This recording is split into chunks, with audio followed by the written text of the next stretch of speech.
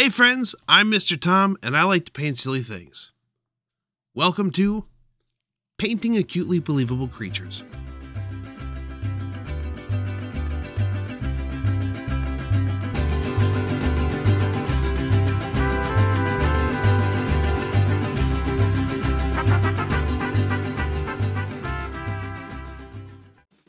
Welcome friends and homies, it's gift giving season and today we're painting something special for our Secret Santa friend. Now they're Hollow Knight fans, so that's what we're going to paint today. And we're going to start off with a sketch, something like this. Yeah, this'll do. A daring pose standing on the edge of adventure, waiting to jump down into the fray and start swinging.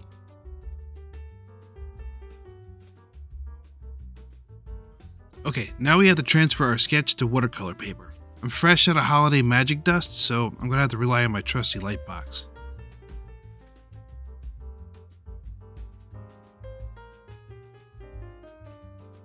Tape is like my third favorite tool to work with, so I use it a lot. But in this case, it's really helpful to keep everything lined up.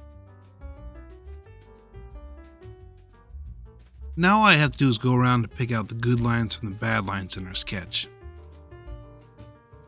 Here, line weight doesn't really matter. We just want to get a nice, light, clean image so we know where to paint. The pencil lines will show through the watercolors, so neatness does count.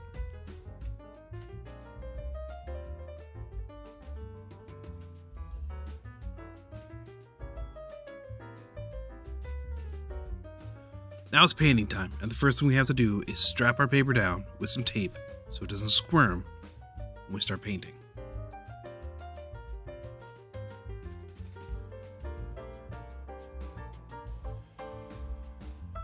To make things easier, I'm going to use some liquid mask, or liquid latex if you like.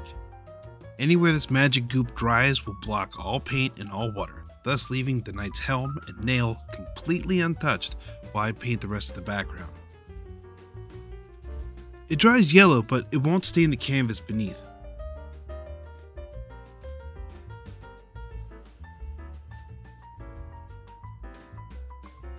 You can see the edges here are a bit darker where it's already starting to dry.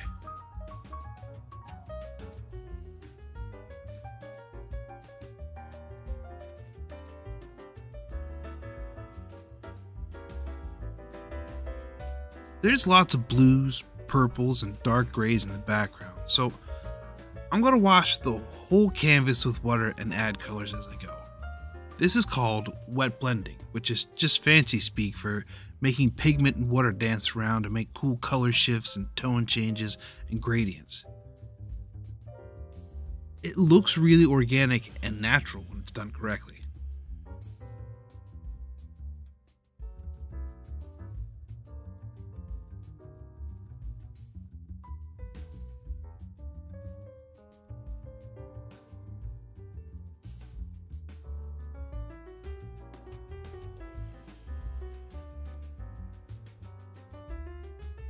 Once the first layer is done drying, let's pick out some of the colors in the rocks. We'll do a little more wet blending with the darker color to add some interest and break up the uniform color. To make the rocks look a bit more rocky.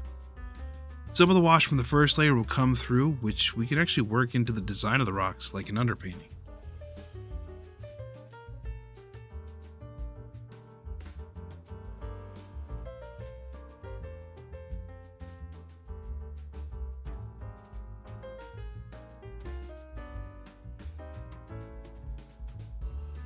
Once that dries, we can start on the knight himself, and it seems only appropriate to start with his pants. They're pretty straightforward and dark, so let's add some straightforward dark paint. If it dries a little lighter than we want, we can always go back in and add another layer.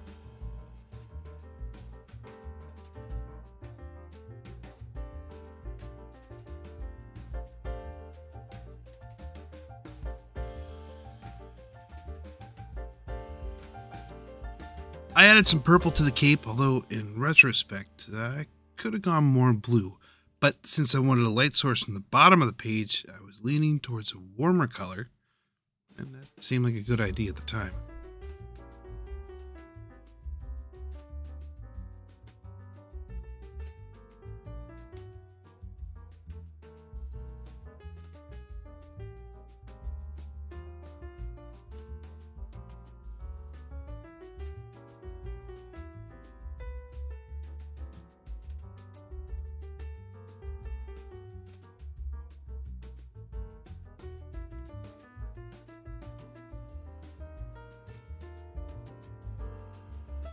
Now comes the most satisfying thing any watercolorist can ever dream of. Removing the liquid mask. So good. It will roll right off with a tiny amount of pressure and reveal all the spots that you were pretty sure you covered at the beginning, except for the spots you didn't, like on the right side of the knight's helm. But fear not, I have a trick for that.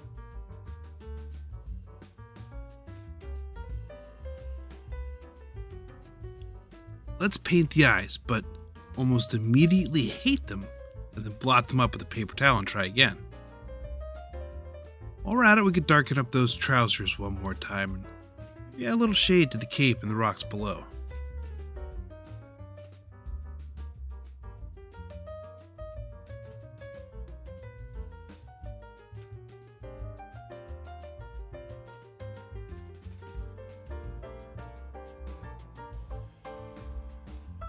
Now we can fix that spot on the side of the knight's helm. I didn't add enough mask to the side and some of the background wash ended up around the edges. You can lift some of that pigment up with straight water and a paper towel. It won't erase the spot completely, but it can soften the edges and make it easier to hide.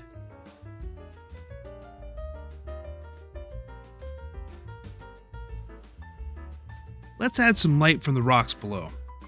I want some of that glow reflected from both the knight's helm and nail, which are the lightest points in the painting.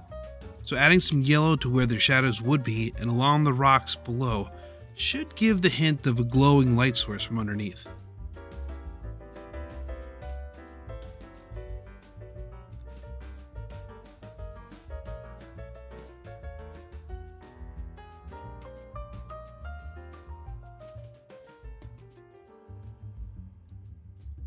And with that, the painting portion is done. And now, it's time to focus on the line work. I'm using my trusty waterproof Micron fine liners for this. An 005 for the finest details like the lines in the rocks, an 02 for the interior lines like in the cape, and an 05 for the outside lines of the body.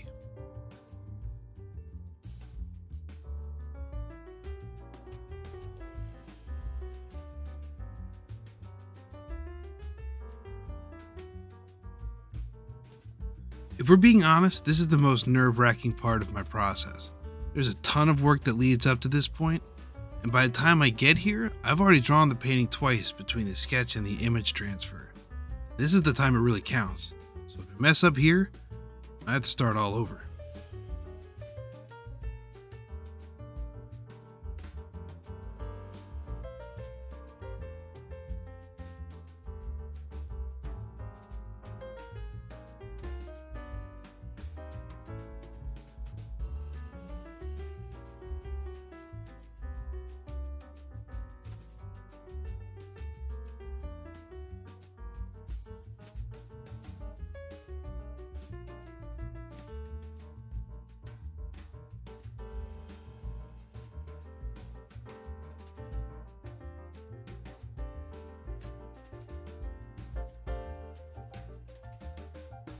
For some last details, I use a white ink pen to add some spooky floating and ominous orbs appropriate for an underground dwelling our hero is accustomed to fight in.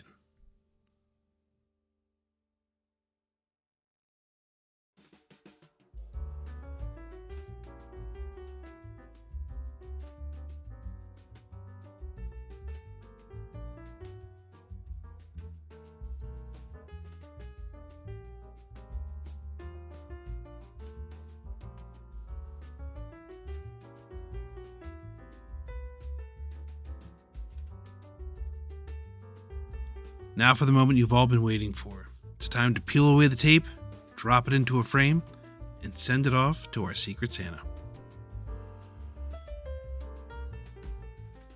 If you watched this far, I really appreciate you. High five. Thanks for watching. Like, comment, subscribe, and all that nonsense. Maybe even check out some of my other videos. Thanks, friends. Hugs and high fives. Until next time.